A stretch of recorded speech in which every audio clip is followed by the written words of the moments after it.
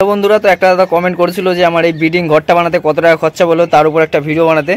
তো দেখেন আমার এই ব্রিডিং ঘরটা বানাতে কত টাকা খরচা বললো আর এটা আমি কীভাবে বানালাম, তো সেটাও আপনাদের সাথে শেয়ার করব।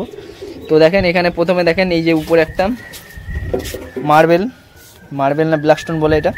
তো এই ব্ল্যাকস্টোনটা আছে 8 ফুট আর এদিকে আছে 2 ফুটের থেকে 2 ইঞ্চি কম, এই চওড়ায় আছে 2 ফুটের থেকে 2 ইঞ্চি কম।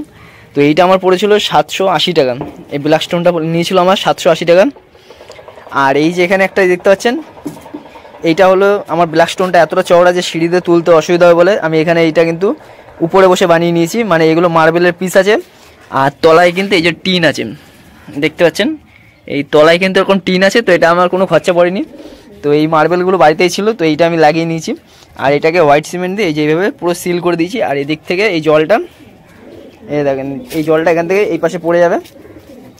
তো এটা আমার কোনো খরচা পড়েনি, তো এটা আমার 780 টাকা খরচা পড়েছিল। আর এখানে দেখেন দরজার সিস্টেমটা কী করেছি, তো একটা খোপে 8খানা করে তালা মারা যাবে।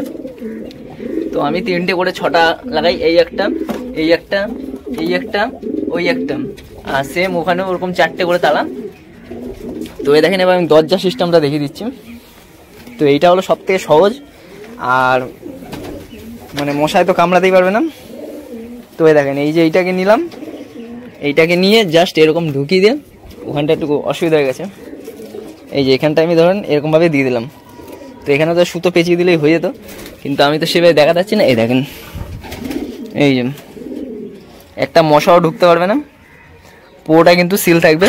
তো এটা এখন আমি দেখাচ্ছি না, এখানে একটা জাস্ট পেরেক মারতে হবে তাহলেই কিন্তু হয়ে যাবে। তো এটা হয়তো কোনো খরচা পড়েনি, কারণ এখানে অনেক কিছু দিতে হয়, বস্তা বস্তা দিতে হয়। তো এই দেখেন এখানে 4টে তালা সিস্টেম আছে। আর এই গ্রিলটা করতে আমার কত টাকা খরচা হয়েছিল, এই গ্রিলটা, তো এটা এমনভাবে বানানো আছে প্রচুর মজবুত।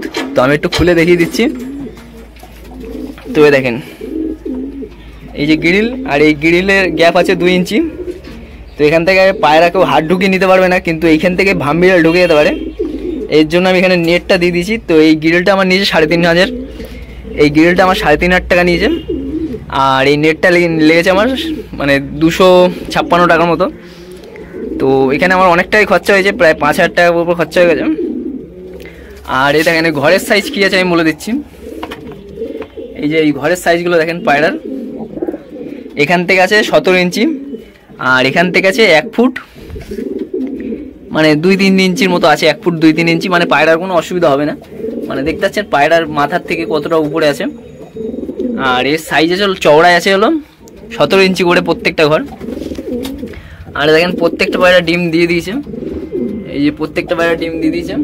একটা পায়রা বাকি আছে, খালি ওই পায়রাটা আমি লেটে জোড়া বসিয়েছিলাম, এই যে সাদাটা, এই তো এই পায়রাটা ডিম দেয় না যার কাছে ছিল, তারপরে আমি নিয়ে এসে পায়রা ডিম পাড়িয়েছি।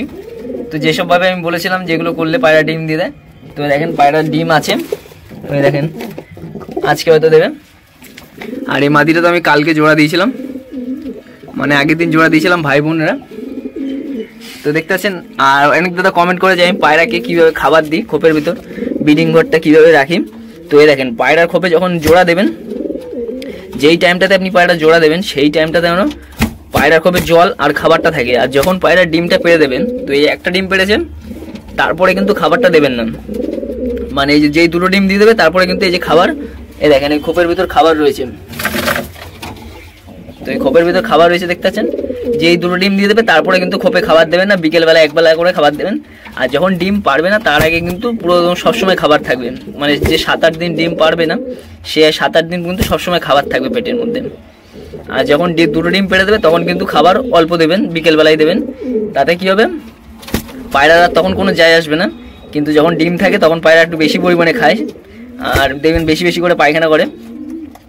তো এই কামড়াচ্ছে দেখেন, এই দেখেন এই পায়রাটাও একটা ডিম দিয়েছে, এই গোলাও একটা ডিম দিয়েছে ছোট ডিম। তো এর ডিমটা, এই যে এর ডিমটা এর কাছে দিয়ে দেবো। আর এই খোপের তো থাক এদের কাছে, ওই খোপের একটা ডিম নিয়ে এসে এই খোপে দেবো, এদের ডিমটাও ফেলে দেবো। তো এর আজকে একটা ডিম দেবে, এই যে।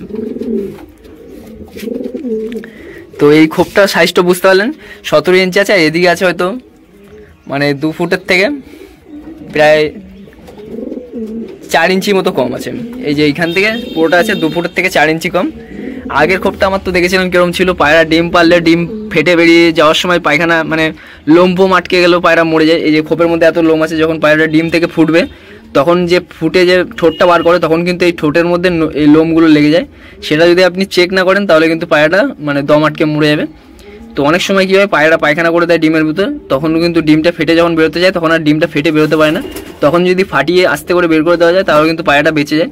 তো এর জন্যই কিন্তু একদম বড় করে খোপটা বানানো। তো সেরকম বড় না, কিন্তু যেটুকু আছে মানে ভালোই আছে। তো এই দেখেন, তো আপনারা জানাবেন খোপটা কেমন হয়েছে।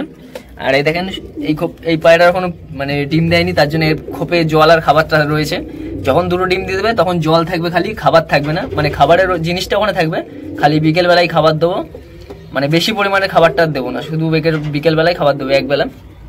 কিন্তু তার আগে কিন্তু সবসময় পায়রাকে এরকম খাবার দিয়ে রাখতে হবে যাতে কোনো খাবারের কমতি না থাকে সে সময়। তো এই যে দুটো পায়রা ডিম দিয়ে দিয়েছে, দেখেন এইটা দিয়েছে, এইটা কালকে দিয়েছে, এটা আজকে দেবে ডিম। তো দেখাচ্ছি দেখেন আরও। তো একটা কমেন্ট করেছিল মানে নেট লাগাতে, তো এইখানে দেখেন খোপটা এরকম নেট, ভাবছেন যে মশা কামড়াবে, তো সেরকম কোনো জিনিস নেই যে এখানে মশা কামড়াতে পারবে। আমি ওইভাবে দিয়ে দিই, ওই যে ওটাকে যেভাবে টানলাম এইখান থেকে পুরো সেটে একদম ওখানে চলে যাবে। তো একটা মশাও এর ভিতরে ঢুকতে পারবে না, জাস্ট ওটাকে টানবো তাতেই হয়ে যাবে। আর ঢাকাঢাকির কোনো সিস্টেমই নেই ওখানে। যেমন এইটা দেখতে পাচ্ছেন, এ দেখেন এত বড় ঘর, জাস্ট একটা পর্দা টানবো, এই যে এখানে টেনে দিলাম, একটা মশাও ঢুকতে পারবে না। আর এখান থেকে এই যে আটকে দিলাম, পুরো সিল হয়ে গেল। তো একটা মশাও কিন্তু ঢুকতে পারবে না। যখন খুলবো মানে কোনো ঝামেলাই নেই। এই যে কোথায় আটকালি, এই যে খোপ খুলে দিলাম, পুরো খোপ খোলা থাকলো সারাদিন। আর সন্ধেবেলা আটকে দেবো, তাতে কী হবে, এইটা মানে এটা দেওয়াতে শীতকালের দিক দিয়ে একদিকে ভালো, আর গরমকালে কিন্তু ভালো না সেভাবে। কারণ শীতকালে এটা এত গরম হয়ে যায় খোপ, মানে গরমকালে তো গরম হয়, আর শীতকালেও যখন এই খোপটার পর্দাটা খুলি মানে এত গরম বেরোয়, ভিতরে মনে একদম হিট হয়ে যায়, পুরো একটা আগুনের তাপের মতো এই শীতকালে হয়ে যায় এরকম।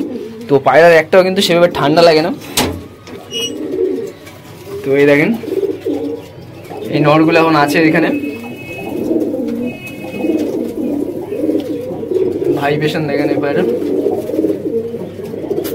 পায়রাটাকে জোড়া দিতে হবে, ওই একটা নর জোড়া দিতে হবে। কিন্তু এখন যেগুলো আছে সব ভাই বোন। এটা কি নর পায়রা না মাদি পায়রা বুঝতে পারছি না।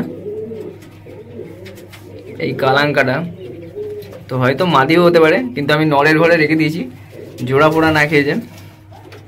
তো দেখতে হবে কি পায়রা ওটা, কারণ এখনো একবার পায়রা ডাকিনি সেভাবে, কিন্তু দেখে মনে হচ্ছিল পায়রা নর পায়রা, কিন্তু এই মাদি বেরোয় বাচ্চা বেশিরভাগই। তো দেখা যাক কি হয়। পায়রাটাকে আমি এই ঘরে এনে ছেড়ে দেখি কি হয়। তো কালডুম টাইপের আছে, কিন্তু লেজ সাদা হয়ে যাবে।